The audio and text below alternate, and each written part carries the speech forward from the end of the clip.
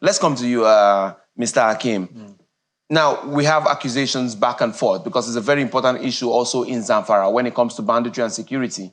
Now, the question for me would be, what impact has that move to have the defense minister and, all the other security chiefs go down to Zamfara when it comes to banditry? Have we still seen the impact? Have we still seen what we should see as regards this move? You're a political analyst, right? And so let's get that view then. Well, if you look at where we're coming from in the past 1 year to where we are right now, I can say the current administration has been up and doing.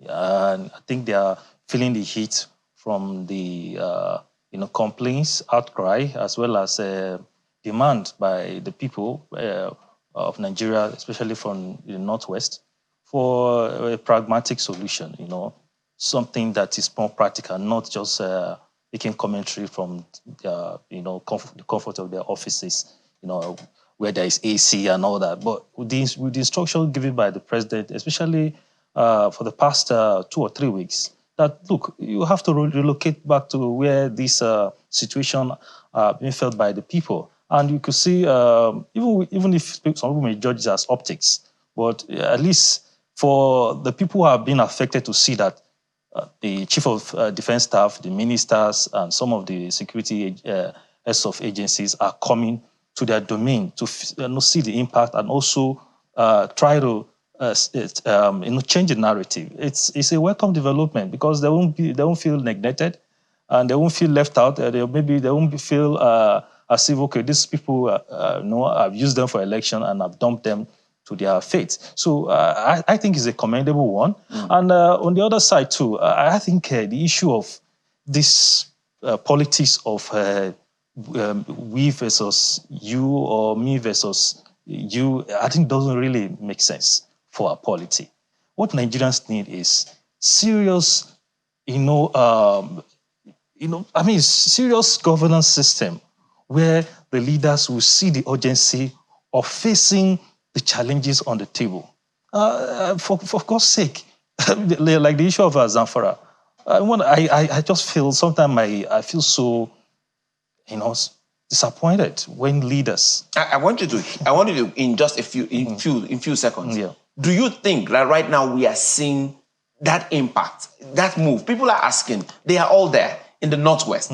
Are we seeing that move right now? Yes, at least there are positive news. You could see for the past 2 weeks, you could see some of the leaders of the bandits being neutralized.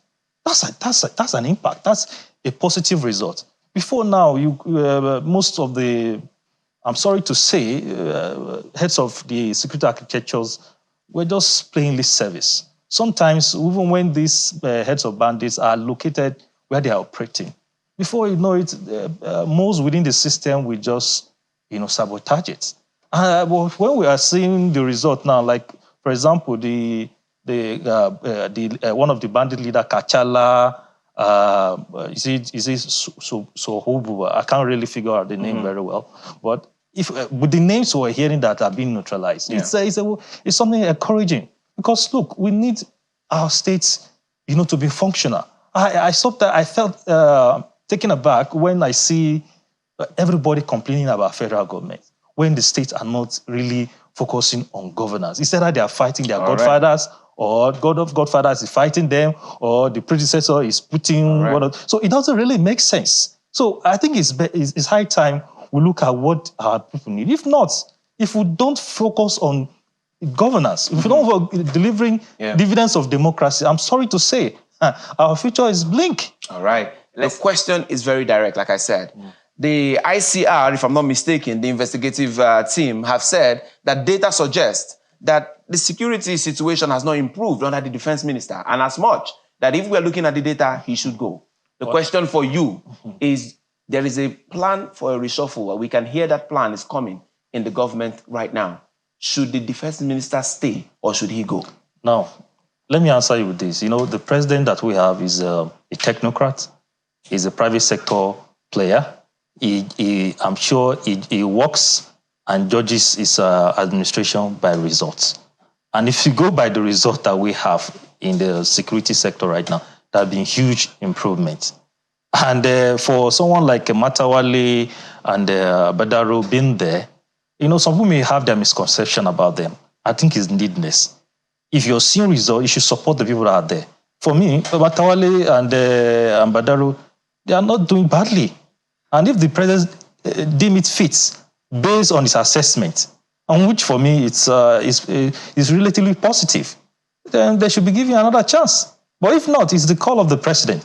But I can tell you, I think there seems to be serious because, you see, the president himself have given them, put them on their toes right from the beginning. That look, if you don't perform, you will leave us. And already, just a few days ago, he has already indicated that look, he's ready. So he's operating like a private sector CEO. And that's what Nigeria needs.